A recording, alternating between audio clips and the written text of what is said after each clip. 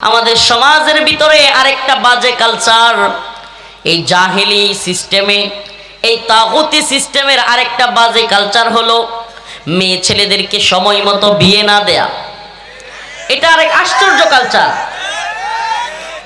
আহা, আসতে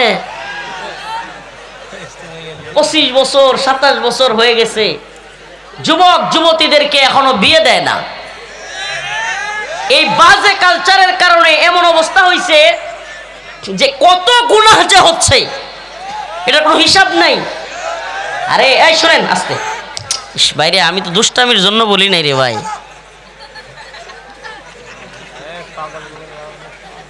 দেখেন এই ঠান্ডা শীতের মধ্যে যুব সমাজ কি কষ্টের মধ্যে আছে। এই চিৎকার আস্তে শুনেন, আল্লাহ তাআলা সব যুবকদেরকে দ্রুত বিয়ের ব্যবস্থা করে দিক। আমার সকল যুবতী বোনদের বিয়ের ব্যবস্থা করে দিক।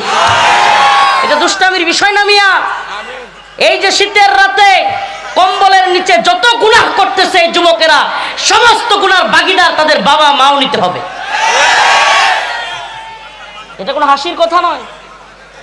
আল্লাহ রাসূল বলেছেন, আল্লাহ রাসূল সাল্লাল্লাহু আলাইহি সাল্লাম বলেছেন, ইয়া মাশারাশ শাবাব মান ইসতাতা মিনকুমুল বা'a ফালইতাযাওয়াজ। হে যুব সমাজ, অবস্থান তৈরি হওয়ার সাথে সাথে বিয়ে করো। সুবহানাল্লাহ। আল্লাহ পাক বলেছেন, ফানকিহু মা তাবা লাকুম মিনান নিসা মাসনা ওয়া সুলাসা ওয়া রুবা'। যদি তোমাদের অবস্থান থাকে 2টা 3টা 4টা পর্যন্ত বিয়ে করো, আর যদি সামর্থ্য কম থাকে অন্তত একটা করো। কয়টা করতেই হবে? একটা, অন্তত একটা বিয়ে করো। প্রিয় ভাইয়েরা আমার, বন্ধুগণ আমার, আমাদের যুব সমাজকে নোংরামির দিকে, অশ্লীলতার দিকে ছেড়ে দেওয়া হয়েছে। ক্যারিয়ারের নামে, অবস্থান তৈরি করবার নামে, নিজের পায়ে দাঁড়ানোর নামে আজকে যে জাহালত তৈরি হয়েছে আমাদের সমাজের মধ্যে, বিয়েটাকে এত কঠিন করা হয়েছে যে বিয়েকে কঠিন করতে করতে করতে করতে যুব সমাজ এখন বিয়ে করতে ভয় পায়। কেন? 10 লাখ 15 লাখ 20 লাখ টাকা মহারানার নামে, কাবিনের নামে এক বোঝা চাপায়া দেয়া। ইসলাম কি সত্যি 5 লাখ 10 লাখ 20 লাখ টাকা কাবিন কিংবা মহারানা, এটা কি ইসলাম ফরজ করেছে? করে নাই। ইসলাম বলেছে যত ছোট্ট করে বিয়ের খরচ করা যায় তত সেই বিয়ে উত্তম। সুবহানাল্লাহ। আবার যৌতুকের নামে মেয়ের বাবা মাকে এক ধরনের হয়রানি করা, কষ্টের মধ্যে ফেলে দেওয়া, এটা আরেক ধরনের হয়রানি শুরু হয়েছে। এখন কি শুরু হয়ে গেছে? নাউজুবিল্লাহ। এই যুব সমাজকে বিয়ে করাইতে দেরি করতেছে, বিশাল নাউজুবিল্লাহ এক ফর্ন ইন্ডাস্ট্রি তৈরি হয়েছে। কেন? কারণ চাহিদা আছে, যুবক বিয়ে করতেছে না। প্রত্যেকটা যুবকের ফোনগুলো চার্জ দিলে নাউজুবিল্লাহ কি এক ভয়াবহ পরিস্থিতির দিকে যাচ্ছে দেশ। অনেকে আমাদের কাছে পরামর্শ নিতে চায়, হুজুর কি করব, হুজুর কি করব। বাস্তবতা বড় আজীব, বড় কঠিন হয়ে গেছে। আল্লাহ মাফ করুক, একটা গুনাহের সমাজ, একটা ধ্বংসশীল সমাজ আমাদের যুব সমাজকে ঠেলে দিয়ে পুরো একটা অসভ্য অশ্লীল সমাজ, যেই সমাজের প্রকাশ্যে দেখা যাচ্ছে সবাই সুফি দরবেশ, কিন্তু আড়ালে খুব ভয়াবহ পরিস্থিতি, খুব ভয়াবহ পরিস্থিতি। কেন? কারণ এই যুবক তার যে আকাঙ্ক্ষা, শারীরিক চাহিদা তা পূরণ করতে পারতেছে না। কিভাবে পূরণ করবে? নাউজুবিল্লাহ এই অন্ধকার জগতের ফর্ন ইন্ডাস্ট্রির জগতে গিয়ে সে দেখা যাচ্ছে বিশ্রীভাবে তার এই লালসা পূরণ করবার চেষ্টা করছে। অনেক সময় সেই জায়গা থেকে ধর্ষণ, অপহরণ কিংবা বিভিন্ন ক্রাইমের বিভিন্ন ধরনের বাজে কাজগুলো হয়ে যাচ্ছে। আজকে যদি যুব সমাজকে আমরা সুন্দর ব্যবস্থাপনা করে দিতে পারতাম, খুব স্বল্প টাকার মধ্যে তার চাকরির ব্যবস্থা করে দিতে পারতাম, যদি তাকে বিয়ের সুন্দর ব্যবস্থাপনা করে দিতে পারতাম, আমাদের সমাজের মধ্যে এই সব পাপাচার বন্ধ হইতো কি হইতো না? বলেন হইতো কি হইতো না? কিন্তু প্রিয় যুবক ভাইদেরকে আমরা কঠিন করে ফেলছি। সমাজ নোংরা, এমন নোংরা পরিস্থিতি, যে যুবকের চাকরি দেয় এরা মানুষ টিটকারি মারে। আরে ভাই, সে তো লেখাপড়া করছে, অনেক কষ্ট করছে, পড়াশোনা করছে। এখন আমাদের সমাজ ব্যবস্থা, আমাদের রাষ্ট্র ব্যবস্থা 10 লাখ 15 লাখ টাকা ছাড়া চাকরি হয় না। কৃষকের ছেলে, গরিবের ছেলে এত কষ্ট করে পড়াশোনা করছে, টাকা ছাড়া চাকরি পায় না, অভাবের সংসার। আমি আমার এক বন্ধুর কথা বলছি, নাম বলবো না, ভিডিও আছে। আমাকে ওই দিন বলতেছে, কি বলবো, আমার বয়সী, আমাদের আলহামদুলিল্লাহ আমার ছেলে 14-15 মাস বয়স, বিয়ে করছি তো আরো অনেক আগে। তো আমাদের বয়সী একটা লোক প্রায় 30, সে আয়সা বলতেছে, দোস্ত বন্ধু কি বলবো, মাঝে মাঝে মন চায় একা একা রাতে ফোন টিপতে টিপতে, একা রুমে থাকতে থাকতে, তার বাবাও নাই, কয় মাঝে মাঝে মন চায় সুসাইড করে ফেলি।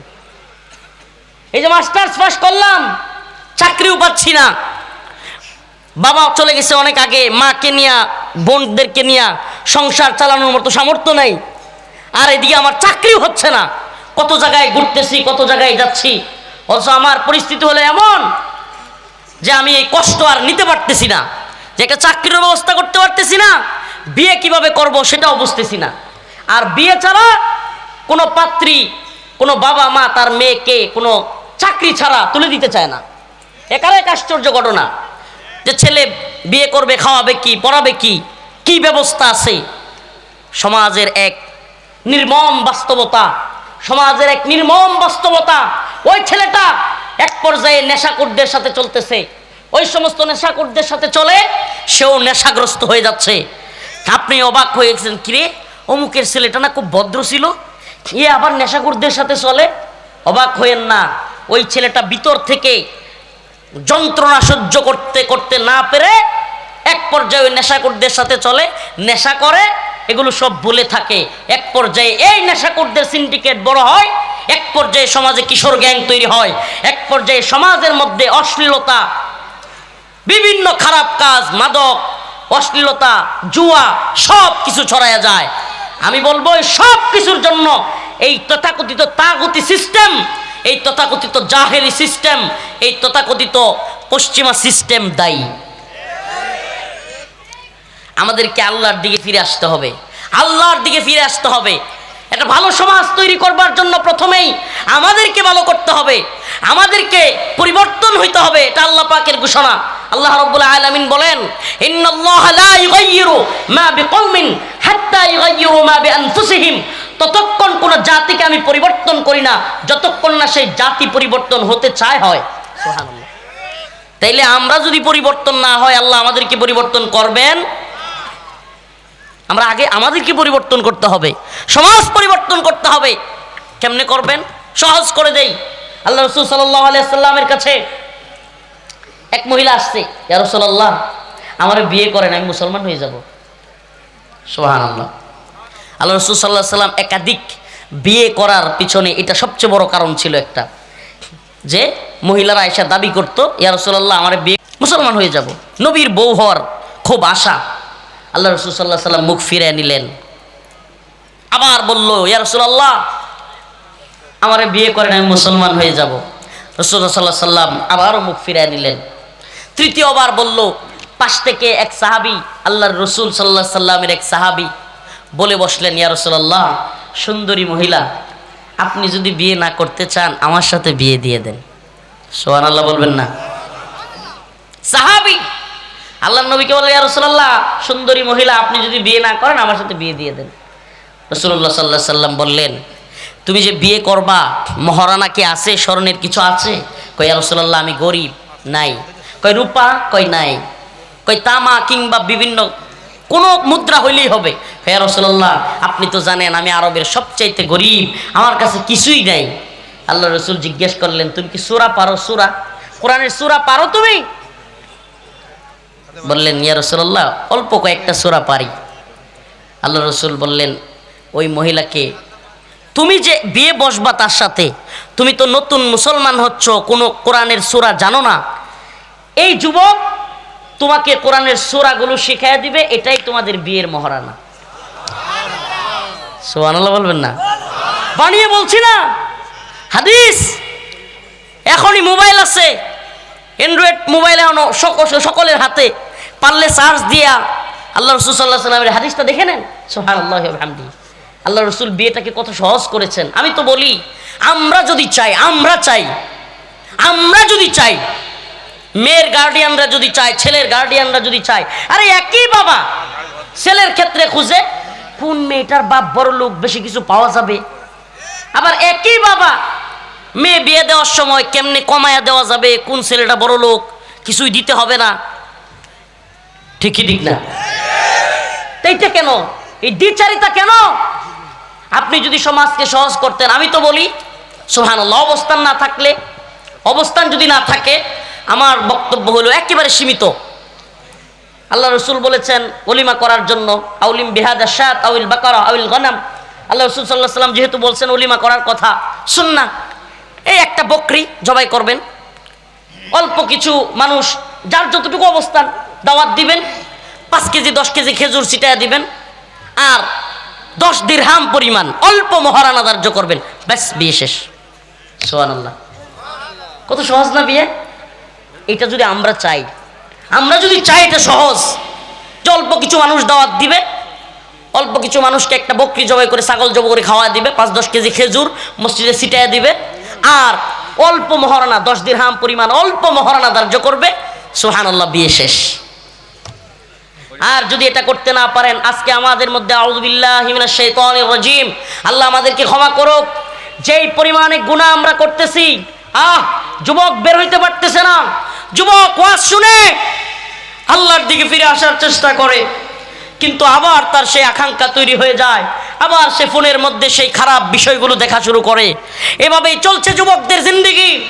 সে চেষ্টা করে নামাজে দাঁড়াইতে, আর ওই সমস্ত বিষয়গুলো মনে চলে আসে, সে চেষ্টা করে আল্লাহর দিকে ফিরে আসতে, তার এক যুদ্ধ, কিন্তু তার যুদ্ধে সে জয়ী হতে পারছে না। এটা অনেক যুবকদের ঘটনা আমি বললাম। প্রিয় যুব সমাজ, তোমাদেরকে বলি, আল্লাহ পাক বলেছেন ইল্লা মান তাবা ওয়া আমানা ওয়া আমিলা আমালান সালিহান, ইল্লা মান তাবা ওয়া আমানা ওয়া আমিলা আমালান সালিহান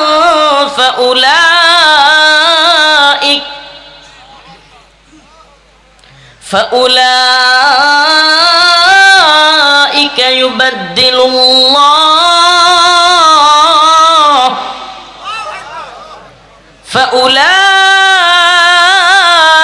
يبدل الله سيئاتهم حسنات।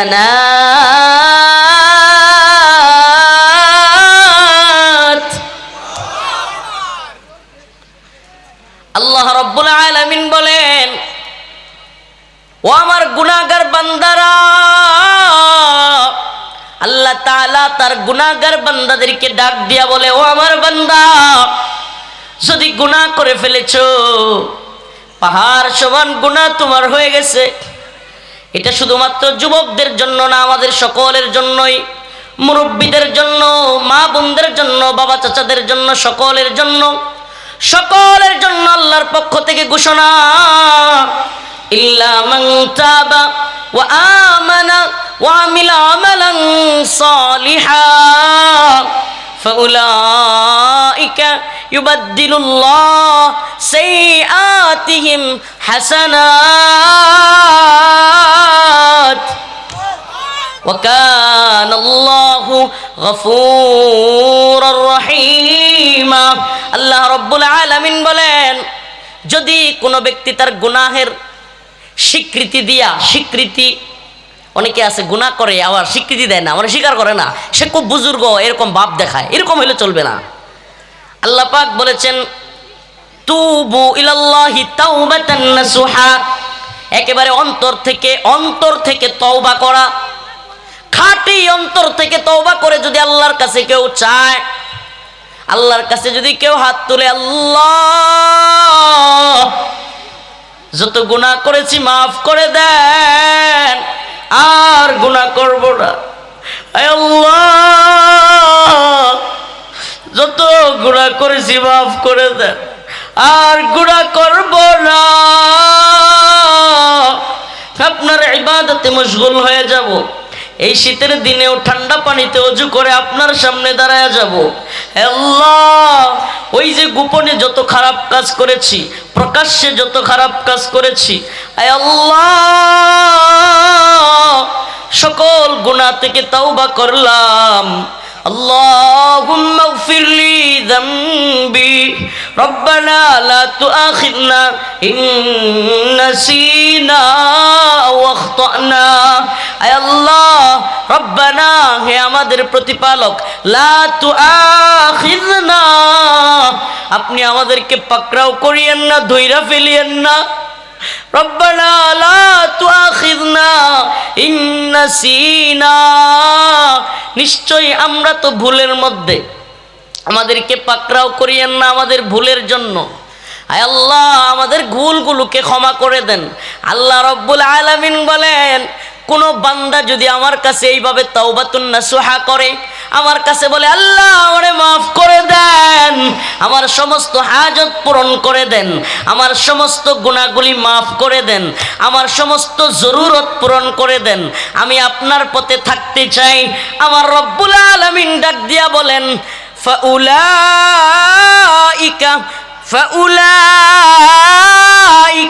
ইউবাদদিলুল্লাহ সাইয়্যাতিহিম হাসানাত। ও আমার বান্দা, একটা দুইটা না, 10টা না, 20টা না, 100 না, 1000 না, লক্ষ না, কোটি গোনাও যদি কোনো বান্দা করে ফেলে, এভাবে অন্তর দিয়া যদি আল্লাহকে ডাক দেয়, আল্লাহ আর গুনাহ করব না, আমার মাওলা বলে ফাউলাইকা ইউবাদদিলুল্লাহ, আয় আয় বান্দা, আয় আয় আমার কাছে ফিরে আয়, তোর 1 কোটি গুনাহকে আমি 1 কোটি নেকি দ্বারা সাইয়্যাতিহিম হাসানাত, 1 কোটি গুনাহকে মাইনাস করে ওই গুনার জায়গায় 1 কোটি সওয়াব দিয়া তোরে আমি মাফ করে দিলাম। 1 কোটি গুনাহ, একটা দুইটা না। হায় হায় সুবহানাল্লাহ। আছে কোন মালিক?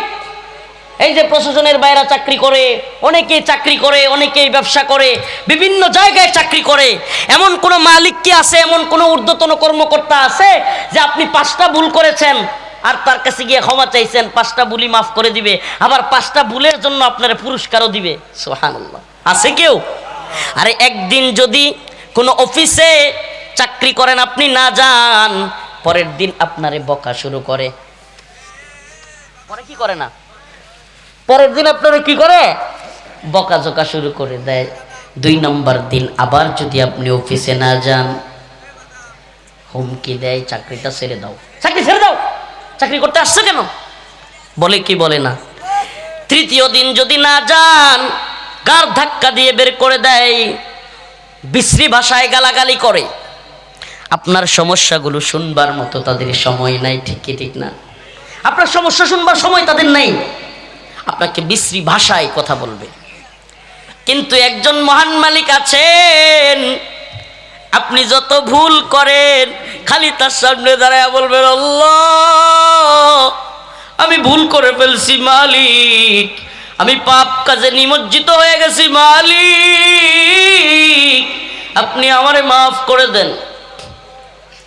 হাদিসের মধ্যে আসছে, রাসূলুল্লাহ সাল্লাল্লাহু আলাইহি ওয়াসাল্লাম বলেন, কোন এক মরুভূমির মধ্যে, বিশাল মরুভূমি, চারপাশে বাড়িঘর নাই, সব দিকে ফাঁকা, এমন এক জায়গায় এক লোক লম্বা জার্নিতে যাচ্ছে, লং জার্নি।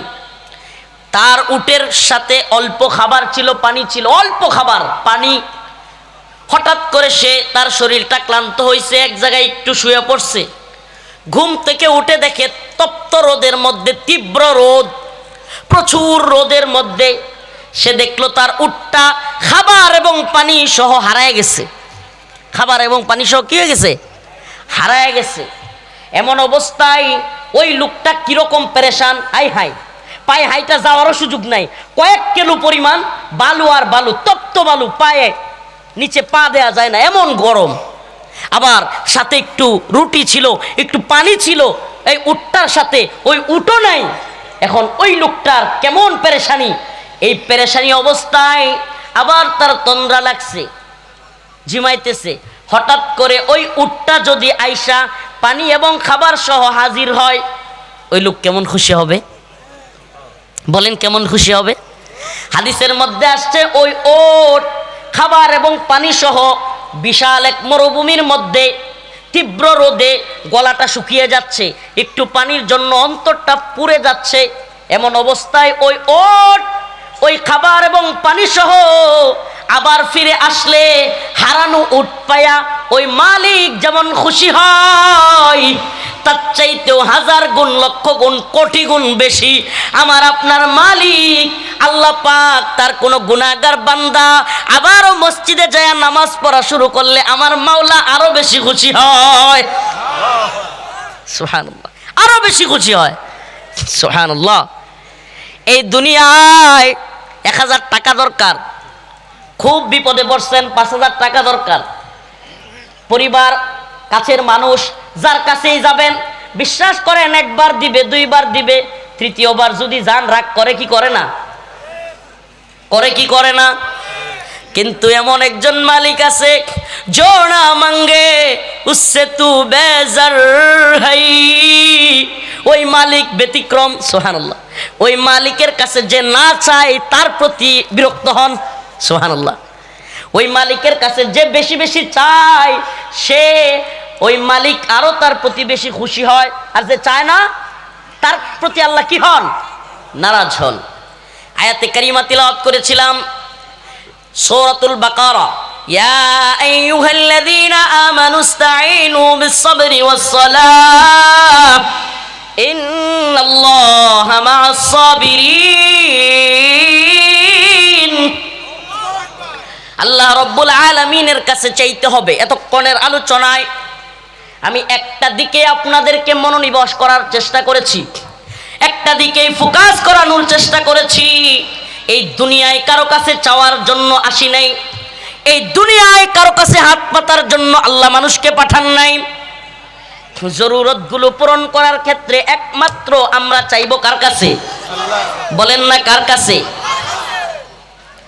যে যত বেশি আল্লাহর কাছে চায় তত বেশি সম্মানিত হয়, আর যে যত বেশি নেতাদের কাছে চায়, সামসামি করে, সে তত বেশি অসম্মানিত হয়। আমাদের সমাজে সামসা কিছু আছে না নাই? দেখবেন চায়ের স্টলে কিংবা বাজারের মধ্যে হঠাৎ এক নেতা আসছে, আওয়ামী লীগের সময় আওয়ামী লীগের, এখন তো বিএনপির ভালো সময় যাচ্ছে, বিএনপির বা জামাতের এক নেতা আসছে, ওমা এলাকায় কিছু চামচা দেখবেন, এই ভাই আসছে, ভাই আসছে, এই চেয়ারটা মুছে দে, এই একটু চা দে। এরকম চামচা আছে না নাই? এই চেয়ার চার, ভাই আসছে, ভাই আসছে। সে জানে ওই ভাই হলো দুর্নীতিবাজ, সে জানে ওই যে নেতা যেটা আইতেছে ওটা হলো ঘুষখোর, সে জানে এটা সুদখোর, সে জানে এটা লম্পট, সে জানে এটা মদখোর, তবুও সে কি করে, ভাই আসছে, ভাই আসছে, মানে হলো চামচামি করা। এই ধরনের চামচা আছে না নাই? আমাদের সমাজে এই ওয়ার্ডের চামচারা ইউনিয়নের নেতাদের চামচামি করে, ইউনিয়নের চামচারা থানা লেভেলের নেতাদের চামচামি করে, থানার চামচারা জেলার নেতাদের চামচামি করে, জেলার নেতারা বিভাগীয় নেতাদের চামচামি করে, বিভাগীয় নেতারা আরো বড় নেতাদের, জাতীয় নেতাদের চামচামি করে, জাতীয় নেতা সবগুলো মিলে তাদের দলের প্রধান যেটা থাকে ওইটার জি আপা, খাইছে না পা, বইছে না পা, শুইছে না পা, আলেম করে মেইরা ফেলে না পা, গুম করে, নির্যাতন করে। এই যে চামচামির একটা A to Z একটা মানে মহান পেশা তাদের, নাউজুবিল্লাহ। এই চামচামির যে একটা পেশা, তেল মারার, তেল মারতে মারতে এখন দেখলাম যে এই একজন কালকে না কোন দিন শুনলাম, নাউজুবিল্লাহ, বলতেছে যে বেগম জিয়ার পায়ে নাকি সে সিজদাও করতো। নাউজুবিল্লাহ বলেন। ভণ্ডামির তো একটা লিমিট থাকা দরকার। উনি 3 বারের প্রধানমন্ত্রী, ওনার জন্য অনেকে দোয়া করতেছে ওনার সুস্থতার জন্য, দোয়াটা করেন। ভণ্ডামি। ওখানে আরেকটা দেখলাম পাগল, ওইটা যেমনি মন চায় এমনি গিয়ে ওটার নামও বলতে ইচ্ছা হয় না, এমন পাগলামি করতেছে। তো এত এত পাগলামি, এত চামচামি বাদ দেন। আমরা এই চামচামি, পাগলামি এগুলো দেখছি। যখন আপনাদের নেতা নেত্রী পালায়া যায়, যখন আপনাদের নেতা নেত্রীকে মেরে ফেলা হয়, লাশ সকাল থেকে সন্ধ্যা পর্যন্ত পড়ে থাকে, কেউ যায় খবরও লয় না, এই হিম্মত হয় না। তো এই চামচামি বাদ দিয়ে এক আল্লাহর গোলামি করবার চেষ্টা করেন, একমাত্র আল্লাহর গোলামি করেন। হ্যাঁ, নেতা নেত্রীর পক্ষে ততক্ষণ আমি থাকবো যতক্ষণ আমার নেতা, আমার নেত্রী আল্লাহর পক্ষে থাকবে, রাসূলের পক্ষে থাকবে, ঈমানের পক্ষে থাকবে, কোরআনের পক্ষে থাকবে। ইসলামের বিরুদ্ধে যদি যদি চলে যায়, আমার ভাই বাবা যেই হোক, নেতা নেত্রী, আমার শায়েখ, আমার পীর, আমার দল সব বাদ, আল্লাহর বিরুদ্ধে যাওয়া কোনো দল কোনো ব্যক্তির সাথে আমি নাই। রাজি আছেন ইনশাআল্লাহ? যদি আল্লাহর পক্ষে থাকেন আমি আপনার পক্ষে আছি, ইসলামের পক্ষে থাকেন আমি আপনার পক্ষে আছি। ইসলামের বিরুদ্ধে অবস্থান নিলে আমরা কারো পক্ষে। প্রিয় ভাইরা আমার, বন্ধুগণ আমার, নামাজ এবং সবর, আজকের মূল ফোকাস যেদিকে আমি আপনাদের, যে আল্লাহর কাছে চাইবো। আল্লাহ বলতেছেন কার কাছে চাওয়ার জন্য? দুনিয়ার কারো কাছে চাওয়ার জন্য আল্লাহ পাক নিষেধ করেছেন। আল্লাহ পাক বলেছেন তোমরা আল্লাহর কাছে বেশি বেশি চাও। তাইলে জরুরি প্রয়োজনে কি দুনিয়াবাসীর কাছে চাইবো না? চাইবো। তবে যে ব্যক্তি দুনিয়ার লোকদের কাছে যত কম চায় সে তত বেশি সম্মানী হয়। সুবহানাল্লাহ। হাজত কমায় দেওয়া, আমাদের হাজত কি করা? যে যত বেশি হাজত কমাইতে পারছে এই দুনিয়ায়। শুনেন আয়াতে কারিমা কি বলে, এই দুনিয়া হইছে মাতাউল গুরুর। কোরআনের ভাষায় দুনিয়া কি? মাতাউল গুরুর। এই মাতাউল গুরুরের ব্যাখ্যা কি একটু বলতেছি। আল্লাহ বলতেছেন ফামান যুহজিহা আনিন নার ওয়া উদখিলাল জান্নাতা ফাকাদ ফাজ ওয়া মাল হায়াতুদ দুনিয়া ইল্লা মাতাউল গুরুর।